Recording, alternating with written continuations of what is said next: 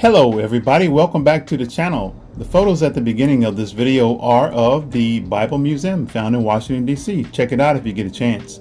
Yes, the scripture that is at the beginning of this video talks about temptation. You and I are not capable of dealing with temptation on our own. Adam proved that in the garden. So we have the Holy Spirit that is able to teach us all things and to give us the power to endure. And at the end, we will receive the prize. So what have we been up to? We have been doing some wrapping. Yes, the hood. We experimented with some stripes, some orange. Yes, the hood is wrapped in carbon fiber with a body color, well, soon to be body color, stripe down the middle. We redid the driver's fender that we had wrapped previously and the passenger fender with a color that is known as gloss metallic gray. We ran into some problems on the trunk. When you are positioning the vinyl wrap, you must sometimes pull it up, and what we found on the trunk is that some of the paint will pull up with the wrap, making a very messy situation under the wrap, which causes multiple problems. So we've had to remove the trim. We sanded down the driver's side. I used sandpaper on this first part. We did finish the hood, which I think looks pretty good. But if not, it's only a wrap. You can take it off and change it as you wish. But on this side here, we decided to do something a little different. It took a while to sand down the other side, so I decided on this side we would use the heat gun. The heat gun has become one of my favorite friends. It helps get the adhesive hot to pull this molding off. And also I've used the heat gun a lot as far as doing the wrap. I'm learning a lot about wrap and what it takes to manipulate it. I am very much humbled by those who are able to do this for a living because it is quite a bit of work. But the more that you learn, the easier it becomes. Now that we have the trim off, how are we going to get all of this nasty adhesive off? Well, I stumbled upon a new, well, it's probably not new to me, way to remove this stickum with these decal remover erasers. Yes, you can order them on Amazon. There will be a link in the description. And it comes with an arbor for each one of these. And it has a line on it that tells you how far you can go down before you need to stop using them.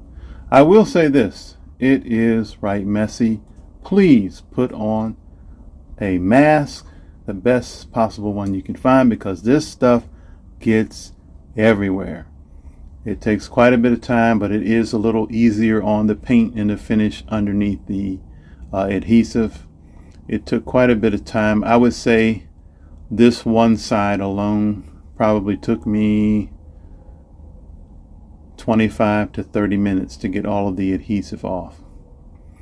Can you get it off the other way? I tried using a scraper on the other side with the heat gun and we were able to scrape it off, but you do end up scratching the surface and then you still have to go back over it with I have a sander that I use, but this was a little less abrasive to the paint. I may be able to get away with wrapping this side without sanding the paint at all. I believe on the trunk where we had the issue, we'll have probably the same issue on the roof. All those areas that are, feeling the brunt of the acid rain that kind of takes its toll on the paint. The doors and maybe the quarter panels, maybe not so much. But hey, this vinyl wrap is looking fantastic. I have learned how to manipulate it and to get it to look very well. Still waiting for a front bumper cover and a rear bumper cover. Those things have been on back order forever, but we are learning to wrap as we go, and I will say it is turning out very well.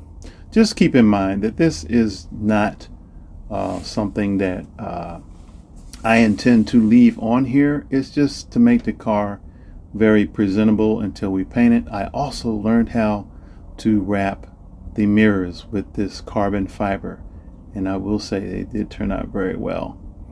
And the trunk, yeah, I still got a bunch of junk on here, but if you can look in this, you will see that when you pull that wrap up and the paint is loose underneath, you get these pieces underneath the wrap. So I'll probably be wrapping the trunk again. I may end up buying a trunk because I can get a trunk very reasonably, but as you can see, the paint lifts when you lift the wrap, and you cannot wrap a vehicle without having to lift it. So we'll see. I may have to sand that down and to hit a lot of that with primer. We'll cross that bridge as we go, but so far so good. It takes a while, so that's why you haven't seen a video in some time.